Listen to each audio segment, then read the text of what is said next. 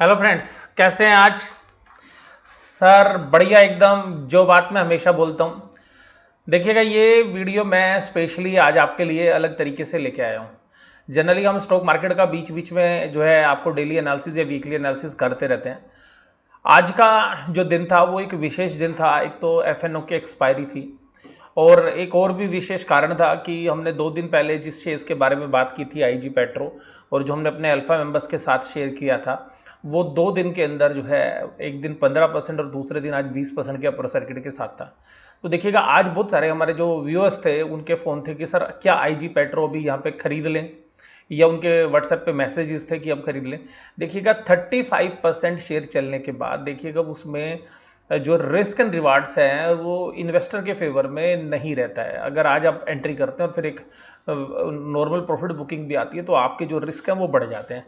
तो ये मैं सभी जो लोग हमसे सवाल पूछ रहे थे मैं उनके सभी का जो है जवाब आपको दे रहा हूँ।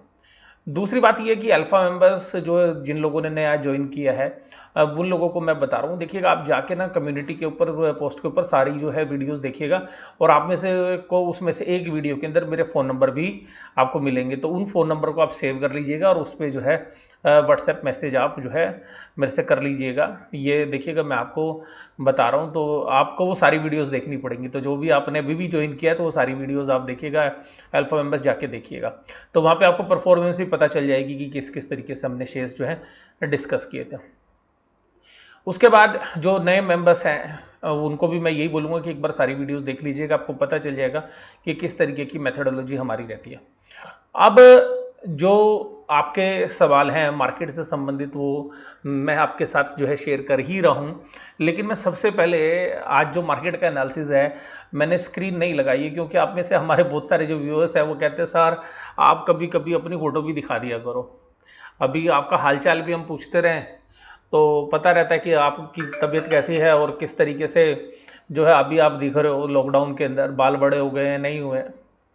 तो इस तरीके की बातें भी जो है हमारे जो व्यूअर्स हैं वो उनकी होती हैं।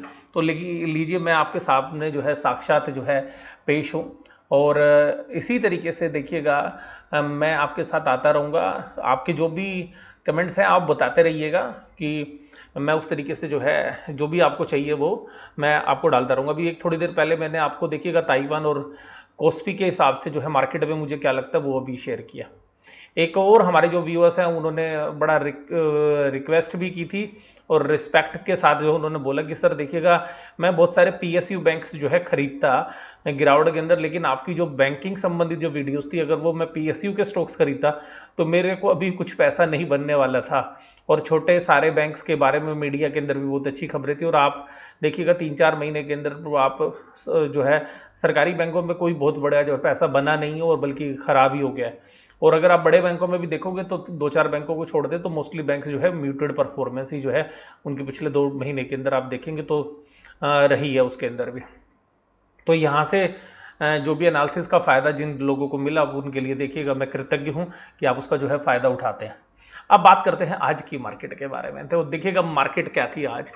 आज मैं बड़े आराम से चैन से सोया, और सुबह जब मैं उठा तो एज़ यूजुअल जो है मैंने अपने जो भी वर्किंग्स थे उनको करने के बाद, और जब मैंने अपना मोबाइल फ़ोन हाथ में उठाया तो मैं सबसे पहले जो कुछ अपने जो रूटीन वर्क्स हैं जो भी एक स्पिरिचुअल तरीके से जो एक इंसान फॉलो करता है मैं वो फॉलो करता हूँ। उसके बाद जो है मैंने वर्ल्ड की मार्केट्स को देखा। तो जब मैंने सुबह वर्ल्ड की मार्केट को देखा और देखा कि निफ्टी जो हमारा सिंगापुर निफ्टी है वो माइनस में 100 पॉइंट से भी ज़्यादा जो है वो ट्रेड कर रहा है, तो ऐसा लगा कि कल रात तक तो सब ठीक था, लेकिन ये सिंगापुर निफ्टी माइनस में 100 पॉइंट। एफएनओ की आज एक्सपायरी भी थी, सॉरी ऑप्शंस की एक्सपायरी थी आज, इंडेक्स ऑप्शंस की। तो वो भी जो है कुछ रुझान बड़े प्लेयर्स का रहता है, और मेरी जो सबसे ज़्यादा जो नज़र रहती है वो एशियन मार्केट्स पे रहती है। सभी लोग आप डाउ जोन्स तो देखते ही हैं, लेकिन मैं एशियन मार्केट्स देखता हूँ कि एशियन मार्केट किस तरीके से ट्रेड कर रही है। तो जो जिसमें मैं कोस्पी को, ताइवान को, निकई को, हांगकांग को, ऑस्ट्रेलिया की जो एक इंडेक्स है ASX 200, इस तरीके की जो इंडेक्सेस हैं उनको हम जनरली ट्रैक करते हैं, और यूरोप के बाजार को भी देखते हैं। लेकिन यूरोप से ज़्यादा जो आज की डेट में इंडिकेशन नहीं मिलता है। तो अगर तो यहाँ पर जो मुझे कोस्पी और ताइवान के जो बाजार थे वो काफ़ी जो तेज़ लग रहे थे पिछले 2 महीने से मैं उनको देख रहा था।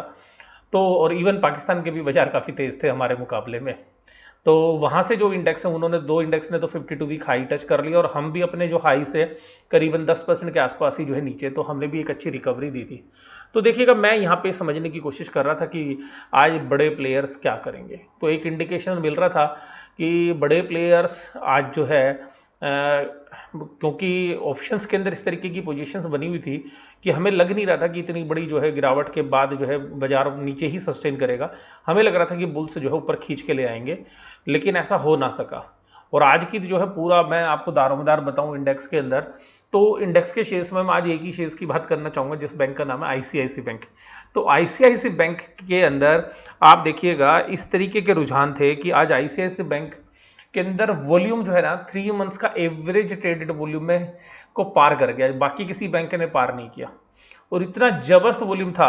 और मैं आपको एक और बात बताता हूं कि देखिएगा मार्केट का इंडिकेशन जो है ना बैंक निफ्टी का भी इवन देखिएगा दिग्गज तो है एचडीएफसी बैंक, लेकिन इंडिकेशन आपको ना आईसीआईसी बैंक से मिलेगा। आईसीआईसी बैंक प्योरली एक ना ट्रेडिंग शेयर है और वो ट्रेडिंग में ना इस तरीके से मूव करता है, दोनों साइड आप सोच भी नहीं पाओगे, आपको लगेगा कि आज इसको शॉर्ट कर दीजिएगा शाम को ऊपर हो जाएगा। ऐसा ही हुआ आज, बड़े हैवी वॉल्यूम के साथ सेलिंग हुई और बियर्स ने दब के माल बेचा। लेकिन देखिएगा 2 बजे आते आते बुल्स ने जो है आईसीआईसी बैंक को फिर ऊपर खींचने की बड़ी कोशिश की, लेकिन बियर्स आज जो है हावी थे मार्केट में और उनको सेंटीमेंट का भी सपोर्ट मिल रहा था। और जनरली ऑप्शन पे पूरा मामला था कि ऑप्शन किधर आप शिफ्ट करेंगे, क्योंकि ऑप्शंस के जो प्रीमियम है उसका गेम होता है। तो वो ऑप्शंस इतने बड़ी मात्रा में इंडिया में ट्रेड होते हैं कि वो जो इंडेक्स के अंदर जो शेयर्स के प्राइजेस होते हैं, लोग उसमें एक दिन का प्रॉफिट और लॉस भूल जाते हैं कि कोई भी शेयर्स में आज लॉस कर लेते लेकिन ऑप्शंस में प्रॉफिट करेंगे। तो बड़े प्लेयर्स तो आज देखिएगा बैंकों के अंदर भी अगर आप बात करें तो एचडीएफसी बैंक के अंदर जो है बियर्स ने ज्यादा हाथ पैर नहीं मारे, 2-3 बार नीचे करने की कोशिश की लेकिन उसमें बुल्स थे और आईसीआईसी बैंक को नीचे लेके आए। और एक्सिस बैंक जो है बियर्स की ट्रैप में आ गया था, सुबह थोड़ा मजबूत चल रहा था, ऊपर 1-2 बार फड़फड़ाया लेकिन बियर्स ने उसको इतना माल बेचा उसका कि वो संभाल नहीं पाया अपने आप को। सिमिलर जो मूव थे वो आपको बैंकों के अंदर अगर हम बात करें तो इंडेक्स के अंदर अगर हमने पूरे सारे शेयर्स की मैं बात करूं तो यहां से देखिएगा बैंक निफ्टी को मैं पहले इसलिए कंसीडर कर रहा हूं, उसके बाद आप निफ्टी अच्छे से समझ पाएंगे। ये जो बैंक निफ्टी के 2 शेयर्स मैंने बात की, इनका निफ्टी में भी बहुत बड़ा वेट है। तो देखिएगा एक्सिस बैंक को जो है 2% ले आए नीचे और आईसीआईसी बैंक को देखिएगा एक बड़े वॉल्यूम के साथ 362 रुपीज एंड 60 पैसा के आसपास जो है टच किया। तो यहाँ पे सीधा सीधा 100 पॉइंट की बैंक निफ्टी के अंदर गिरावट आ गई थी, 20,000 से सीधा 22,000 से 21,900 पर आ गया था और एक ही झटके के अंदर आया था। तो यहाँ पे ऑप्शंस के जो प्रीमियम है वो एकदम ऊपर नीचे हो जाते हैं और वहां पर जो है बड़ी जो है पोजीशंस जो है ये अपनी शिफ्ट करते हैं उस समय पर, ध्यान रखिएगा। तो इसलिए जिस दिन एफएनओ की एक्सपायरी होती है इसलिए आपको वोलेटिलिटी मिलती है।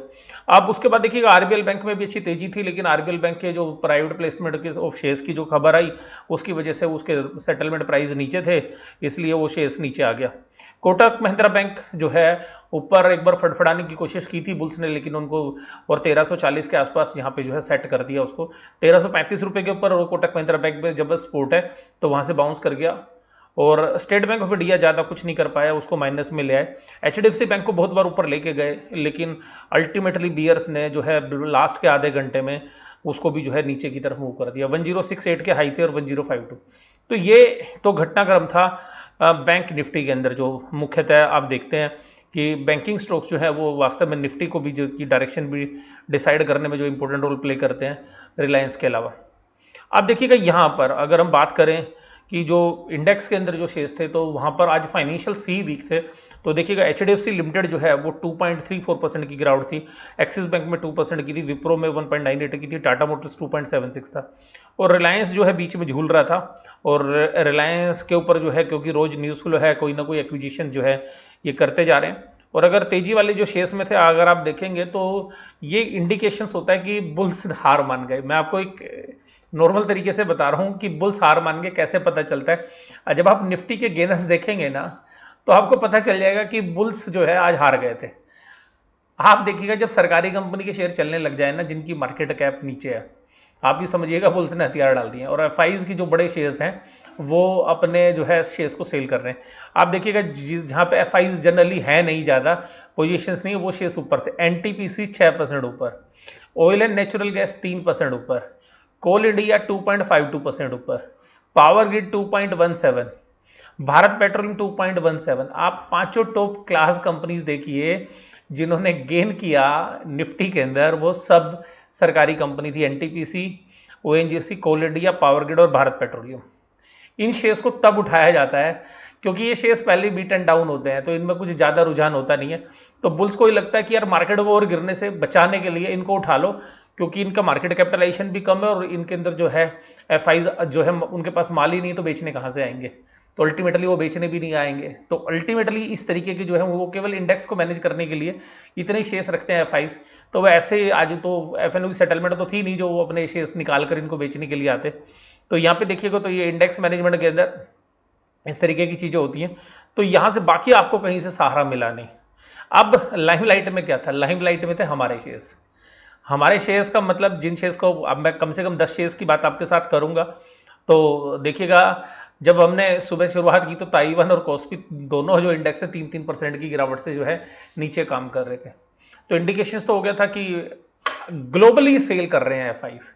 ग्लोबली सेल का मतलब है पूरे वर्ल्ड के अंदर माल बेचना उन्होंने शुरू कर दिया है, तो जिसका खामियाजा जो है हमें आज भुगतना पड़ा।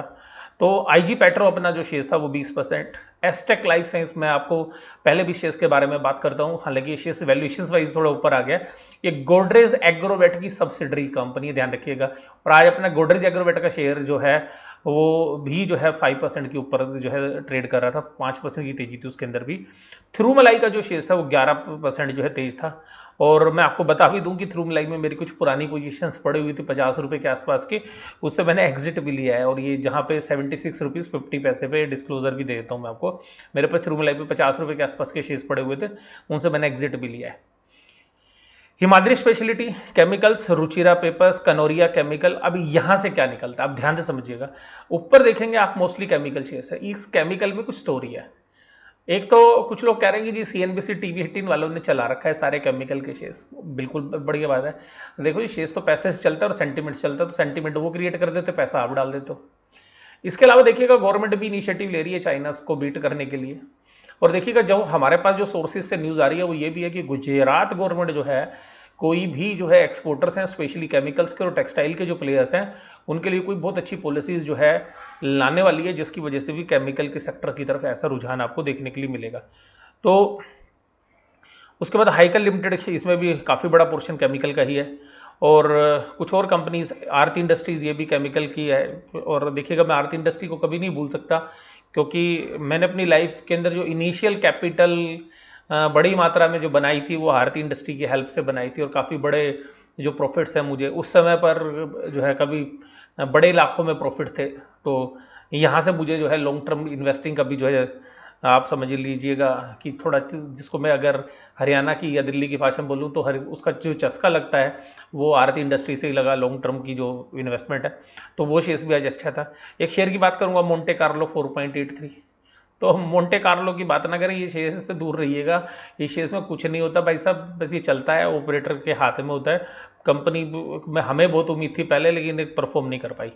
मेक मनी ऑर्गेनिक 78.35, आज अच्छी क्लोजिंग थी इसके अंदर, और हमें लगता है कि कल 80 रुपये से ऊपर अगर ये ट्रेड करता हुआ नजर आएगा तो एक नई टेरिटरी में जा सकता है।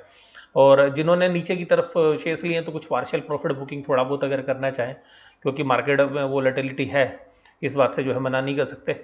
और कुछ हमारे गैस शेयर्स के जो थे वो भी अच्छे चल रहे थे। और केमिकल के अंदर ही Gujarat Narmada fertiliser and chemicals, इसका भी शेयर जीएनएफसी की बात करें।